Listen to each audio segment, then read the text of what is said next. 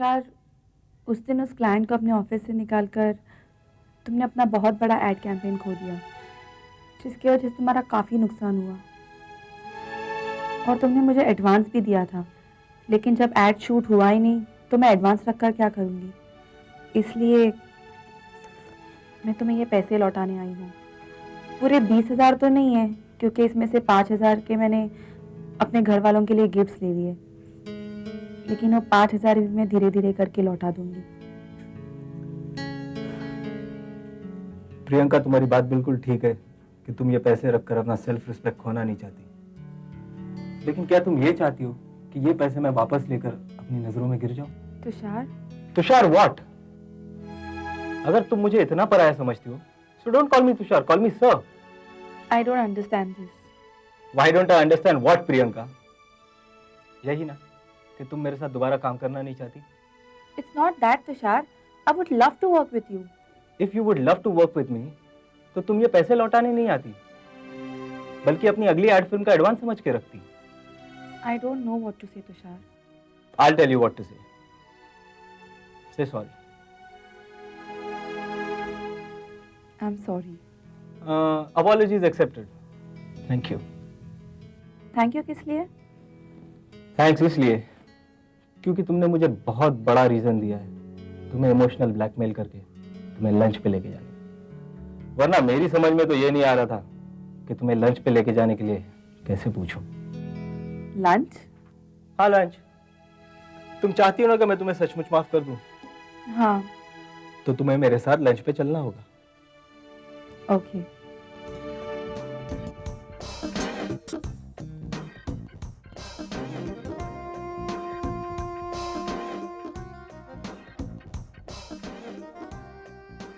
प्रियंका, मैं तुमसे कुछ कहना चाहता हूँ। एक्चुअली तुषार, मैं भी तुमसे कुछ कहना चाहती हूँ। ऑलराइट। तुषार, अपनी लाइफ में मैंने किसी पर भी इतना यकीन नहीं किया है जितना कि मैंने तुम पर किया है, और वो भी इसलिए क्योंकि तुमने मेरा यकीन जीता है। अगर तुम चाहते तो मेरी मजबूरी का फायदा उठा सकते थे, लेकिन तुमने ऐसा किया नहीं। आई मीन टू से, एक लड़की जो मॉडल बनना चाहती है, कोई भी उसे कामयाबी का वादा करके बदले में उसे कॉम्प्रोमाइज करने को कहता। प्रियंका, तुम इस लाइन के लोगों के बारे में काफी कुछ जानती हो। हाँ, कुछ मेरे एक्सपीरियंसेस है और कुछ मैंने मैगजीन्स में पढ़ा है। पर आई एम वेरी लकी कि मुझे तुम मिले। आई मीन, तुमने कभी भी मुझे बुरी नजरों से नहीं देखा है तुषार। कम ऑन प्रियंका, वैसे भी अच्छे लोगों को अच्छे लोग ही मिलते हैं। एनीवे, मैं तुम्हारे लिए कुछ लाया हूं। क्या Tushar? See for yourself.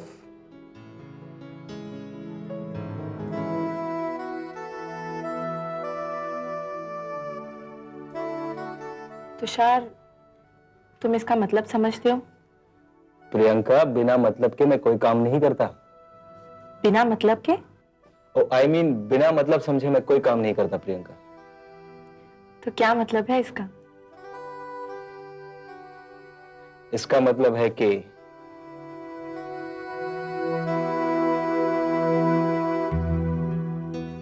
I love you.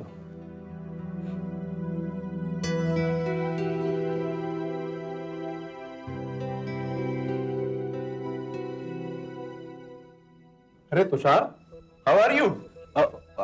Fine, लेकिन तुम यहाँ कैसे? बस बिजनेस के सिलसिले में आया था और कल वापस जा रहा हूँ। हाँ, भाभी के लिए कोई मैसेज वैसेज हो तो दे दो। भाभी? हाँ, सिर्फ हेलो बोल देना। ठीक है, ओके, बाय बाय बाय। कौन था ये तुषार? और ये भाभी कौन है? एक्चुअली प्रियंका, पूना में मेरे बड़े भैया और भाभी रहते ना, तो ये उनका पड़ोसी है। हर किसी के काम में टांग अड़ाता रहता है। मेरे बड़े भैया और भाभी बहुत परेशान है इससे, बेवक्त घर चला आ जाता है। मुझे ऐसे लोगों से बहुत चिढ़ है। हाँ, मुझे भी। Anyway, just forget him. Let's enjoy our lunch.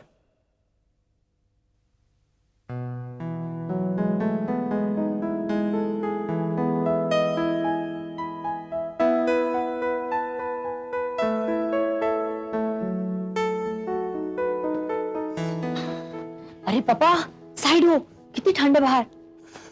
दीदी, आपने तो मेरा रोमांटिक सीन ही ब्रेक कर दिया। Romantic scene? दीदी, यू नो व्हाट, ये लव स्टोरीज ना कितनी कमाल की चीज है। मुझे पता है कि हर कहानी में रेपिटेशन होते रहती है, लड़का लड़की मिलते हैं, प्यार होता है, शादी हो जाती है, लेकिन हर टाइम पढ़ने में ना एक नया मजा आता है। अब मुझसे पूछ क्यों? क्यों? वो इसलिए क्योंकि हर स्टोरी की हैप्पी एंडिंग होती है, और हम जो गर्ल्स हैं ना, हमें वो स्टोरी अच्छी लगती है जिसकी हैप्पी एंडिंग हो। जैसे कि आपकी लव स्टोरी। मेरी लव स्टोरी? और नहीं तो क्या। देखो दीदी, कितने रिजेक्शन के बाद आपको एक दूल्हा मिला, वो भी रोमांटिक, और अभी आपकी उसके साथ शादी होने वाली है, तो हुई ना हैप्पी एंडिंग लव स्टोरी। बस बस, अब ज्यादा घुमा फिरा के बात करने की कोई जरूरत नहीं है। सो जाओ, कल सुबह उठ के मम्मी की हेल्प करानी है। क्या हेल्प करनी है? अभी तक तो कुछ रेडी नहीं हुआ। अच्छा मुझे एक चीज बताओ, क्या अभी तक हम कोई शॉपिंग करने गए? नहीं, मैंने और प्रिया दीदी ने तो अभी तक कोई नए कपड़े भी नहीं खरीदे। और दीदी, अभी तक तो आपकी कोई चीजें रेडी भी नहीं हुई। अगर ये सब चीजें ना हो तो क्या कोई फर्क पड़ता है? ऑफ कोर्स बहुत फर्क पड़ता है। इतना तो चाहिए कि शादी वाला घर है। क्या आप एक ही जोड़े में ससुराल चली जाओगी? मेरा बस चले ना तो मैं ये भी ना करूं। मैं ऐसा कोई काम नहीं करना चाहती जिससे पापा के कंधों पर किसी भी तरह का कोई भी बोझ हो। दीदी, I think you are right. तो बेटी जब दूसरे घर चली जाती है तो सब उस माँ को ही याद करते हैं कि उसकी बेटी दूर चली गई है, लेकिन कोई उस पिता के बारे में सोचता है कि कितनी मुश्किलों से गुजरकर उन्होंने अपनी बेटी को विदा किया है।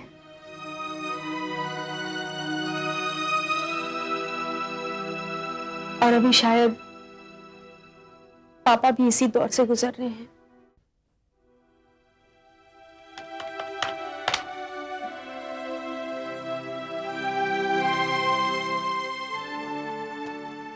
इस तरह हिसाब में जुटे रहे तो नींद उड़ जाएगी।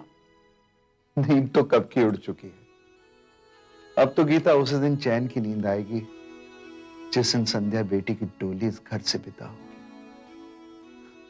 लेकिन वो नींद भी कितने दिन इन आंखों में समाएगी जिस दिन ये एहसास होगा कि अब दूसरी बेटी के हाथ पीले करने हैं। इन आंखों से नींद फिर उड़ जाएगी। अच्छा जी, तो मतलब अब आप बाकी की दोनों बेटियों की शादी करके ही सोएंगे? उसके बाद तो इस घर का खालीपन काटने को दौड़ेगा। फिर हम दोनों एक दूसरे की शक्लें देख के और जल्दी बुढ़े हो जाएंगे। नींद तब भी नहीं आएगी। नहीं जी, जब आपके नाती नाते आपकी छाती पर सर रख के सोएंगे ना, तब आपको पता चलेगा कि असली खुशी का एहसास क्या होता है, बेटी को विदा करने का सुख क्या होता है। उस दिन के लिए तो जरूर जीना चाहूंगा। 1-2 साल में वो दिन भी आ जाएगा। उसी दिन की उम्मीद में तो हम बेटियों की विदाई के दुख से गुजर सकेंगे। तुम्हारी ये बात मुझे बहुत अच्छी लगती है कि तुम दुख के ढेर में से तिनके के बराबर का सुख ढूंढ लेती हो, और वो सुख सभी दुखों को खत्म करने की ताकत हासिल कर लेता है।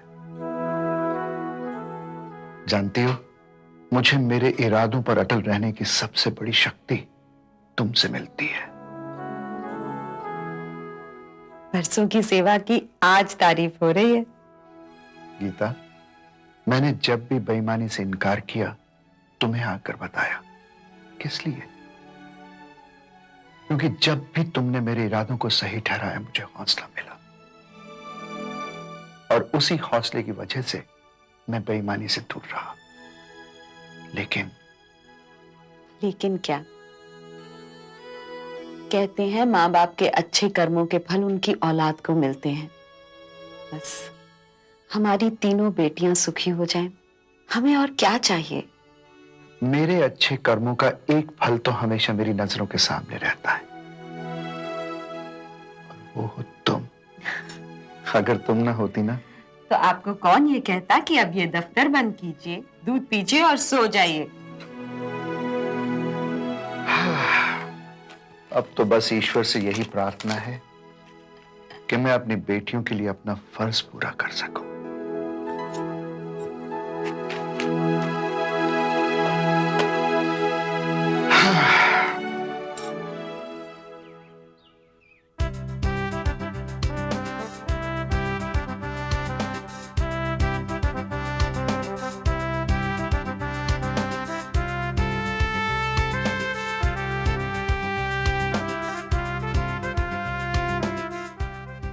बेटा, अरे तुम दादाजी, यहाँ डाइनिंग टेबल पर क्या कर रहे हो? अरे वो दादाजी, आज दादी जी सत्संग के लिए गई हुई है, इसलिए मैंने सोचा आज मैं आपको रात स्पेशल ऑमलेट खिलाता हूँ। अरे एक बार मेरे हाथ का ऑमलेट खा के तो देखिए आप, मजा आ जाएगा आपको। तुम बनाओगे ऑमलेट? अरे दादाजी क्या बात कर रहे हैं आप, मैं बहुत अच्छा ऑमलेट बनाता हूँ। आप मेरा ऑमलेट खाते ही ऑमलेट के साथ साथ अपनी उंगलियां भी खा जाएंगे। दादाजी आपको पता है, जब मैं घर पे नाश्ता बनाता था ना, तो मेरी नाश्ते की सुगंध से मेरे घर के बाहर भीड़ लग जाती थी। मैं भी क्या बताऊं आपको दादाजी। अरे बेटा, तुम्हें ये सब कुछ करने की जरूरत क्या है? अरे दादाजी बहुत हो गया, ये औरतें जो है ना हमेशा बोस्ट करती रहती हैं कि हम सबसे अच्छा खाना बनाती हैं, हम सबसे अच्छा खाना बनाती हैं। आज मैं ये प्रूव करके रहूंगा कि we men are the best cooks in the world. इसलिए दादाजी आप यहाँ वेट कीजिए और मैं यूं गया और यूं आया। ओके बाय दादाजी। अरे सुनो भाई, अरे बेटा, आया दादाजी, अभी आया। वेजिटेरियन में शाही पनीर, मलाई कोफ्ता, राजमा, छोले, और नॉन वेज में chicken tikka, mutton korma, fish fry. ये आपका खाने का ऑर्डर है सर? और मैं इंसान हूं, हाथी नहीं कि 500 आदमी का खाना खा जाऊंगा। 500 लोगों का खाना? सर वो किस लिए? ओ यार, तेरी याददाश्त भी तेरे सर के बालों की तरह गायब होती जा रही है। वो अपने मोहन बाबू की बड़ी बेटी संध्या की शादी है, उसका अरेंजमेंट कर रहा हूं। आप कर रहे हैं सर? ओए, और क्या मतलब तेरा? क्या मेरी इतनी हैसियत नहीं है? नहीं सर, मैं वो बात नहीं कह रहा हूँ। मैं ये कह रहा था कि मोहनलाल जी तो बहुत खुददार आदमी है ना, वो किसी से एक पैसा उधार भी नहीं लेते। और खुददार के साथ साथ वो मेरा यार भी है, और यार जब यारी निभाने पे आता है ना, तो बड़े बड़े खुददारों को चुका देता है। कर छोड़, ये बातें तेरी समझ में नहीं आएंगी। एक बात का ध्यान रखना, किसी को ये पता नहीं चलना चाहिए कि मैंने 500 लोगों का खाने का इंतजाम किया है। लेकिन सर, केटरर्स को एडवांस पेमेंट तो देना होगा ना?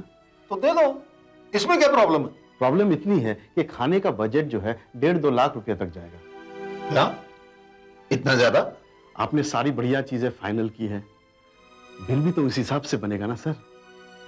ओ यार, हमारे जमाने में तो 1 पैसे की रोटी होती थी और दाल फ्री। अब तो जमाना ही बदल गया यार। तू फिक्र ना कर, जितने पैसे अकाउंट में निकाल ले, बाकी का बंदोबस्त मैं करता हूं। ठीक है सर। यार की खातिर जान भी चली जाए तो परवाह नहीं। और पैसा क्या चीज है यार। Presents before you Raj famous omelette. वाह वाह वाह वाह, क्या देखने में तो बहुत बढ़िया लग रहा है। अब खा के देखे। बिल्कुल बिल्कुल, खाइए ना। ये तुमने अपनी क्या हालत बना रखी है? अरे दादाजी, वो ब्रेड को ढूंढते ढूंढते मेरी मुलाकात आटे से हो गई, बस इतनी सी बात। आप नाश्ता कीजिए ना दादाजी।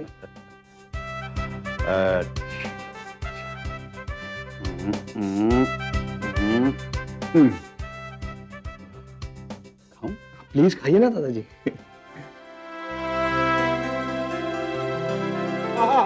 वाह वाह वाह, क्या बात है। आज से सुधा का नाश्ता बनाना और खाना बनाना बंद। क्यों दादाजी? इसलिए अब मैं जो भी खाऊंगा तुम्हारे हाथ का बना हुआ खाऊंगा। अरे वाह दादाजी, I love you. Honest opinion no? बिल्कुल honest opinion. Yes, I love don't you. Disturb me, don't disturb me, मुझे खाने दो।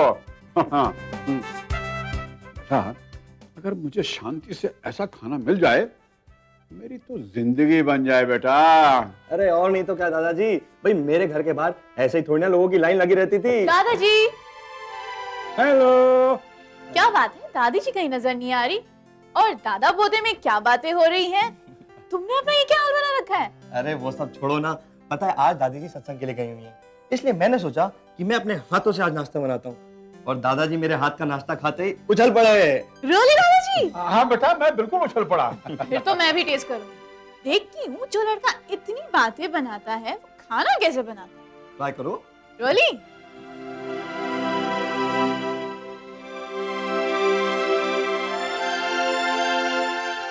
ये क्या ऑमलेट बना है? तो आधा कच्चा है।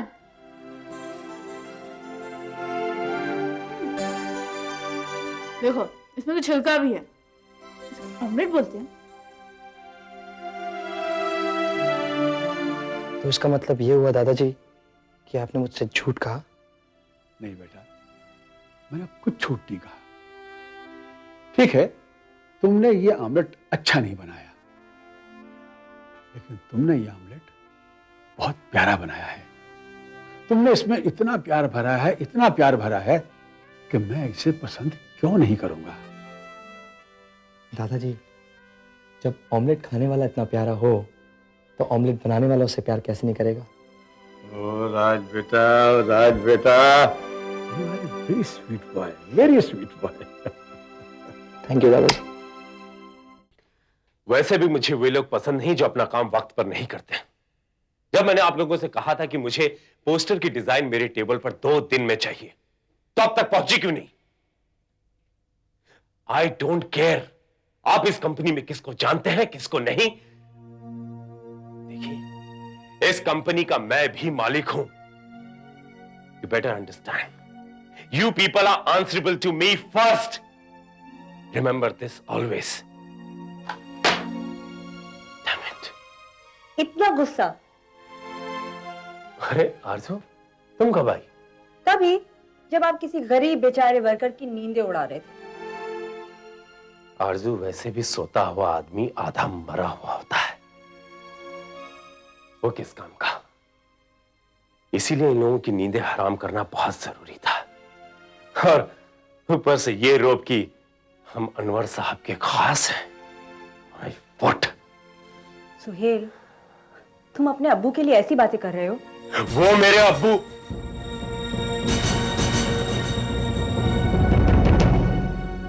खैर, वक्त आने पर तुम्हें सब पता चल जाएगा। तो मेरा वो वक्त कब आएगा? वो तो तुम पर डिपेंड करता है। कहीं तुम अपना वादा तो नहीं भूली ना? भूली तो नहीं हूं, हाँ घबरा जरूर रही हूं कि कहीं मुझ में फरहाद जैसी ताकत ना हुई तो मैं इस पत्थर को कैसे पिघला पाऊंगी। अच्छा, तो अब तुम मुझे पत्थर जैसा सख्त कह रही हो। ये भी तो हो सकता है कि मैं अपने प्यार को शिरी और फरहाद जैसा मजबूत कह रही हूँ। हो सकता है। खैर, अभी तो ये क्वेश्चन मार्क ही है। तुम्हारे पास हर बात का जवाब है। और तुम्हारा हर जवाब बिना किसी बात के भड़कता हुआ क्यों है? मतलब क्या है तुम्हारा? मेरा मतलब ये है कि तुम जब भी अपना मुंह खोलते हो तो अंगारे ही क्यों बरसते हैं सुहेल?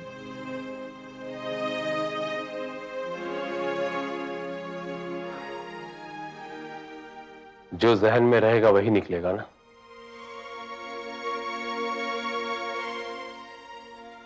इस जलते हुए दिल की कोई खास वजह? नहीं, मैं सिर्फ इसलिए जानना चाह रही थी कि मुझे पता रहे कि इस आग को बुझाने के लिए मुझे अपने इमोशंस के कितने फायर ब्रिगेड के कितने वाटर टैंक्स की जरूरत पड़ेगी। हाँ, बिल्कुल ऐसे ही रहा करो तुम। कैसे? हंसते हुए, मुस्कुराते हुए। तुम्हें पता है, ये फेशियल एक्सरसाइजेस है। सारा दिन तुम तरोताजा रहोगे। कितना आसान है, करके दिखाओ। ऐसे, ऐसे, ऐसे और थोड़ा ऐसे भी।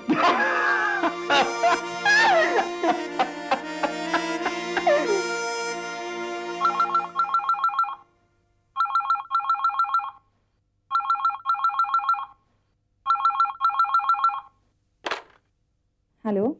हेलो। हाय। काश मैं तुम्हारा शर्माना देख सकता था। तुम्हें कैसे पता मैं शर्मा रही हूँ? अरे बाबा, तुम्हारे हाय में ही तो तुम्हारा शर्माना छुपा हुआ है। आज बड़े रोमांटिक बन रहे हो, क्या बात है? वो तो मैं हूँ, लेकिन इस रोमांटिक मूड का क्या फायदा जब तुम ही मेरे पास नहीं हो। आ जाओ ना। नहीं बाबा, मेरे घर में तो शादी की तैयारियां चल रही है, मैं कैसे आ सकती हूँ? अरे तुम्हारी बहन की शादी तुम्हारे बगैर भी हो सकती है, लेकिन अगर तुमने अपने फ्यूचर दूल्हे को नाराज कर दिया ना, तो तुम्हारी शादी के चांसेस जरा मुझे थोड़े कम ही लग रहे हैं। वैसे तुमसे शादी करना भी कौन चाहता है? वैसे तो बहुत है, लेकिन मैं तुम्हें पहला प्रेफरेंस दे रहा हूँ। You see, offer is only open till stock क्लास। ओहो, तो फिर तो मुझे जल्दी आना पड़ेगा। यही तो मैं भी कह रहा हूँ। ठीक है, लेकिन अपना ऑफर ओपन रखना, मैं अभी आती हूँ। Okay, I try my best. Okay, bye. Bye.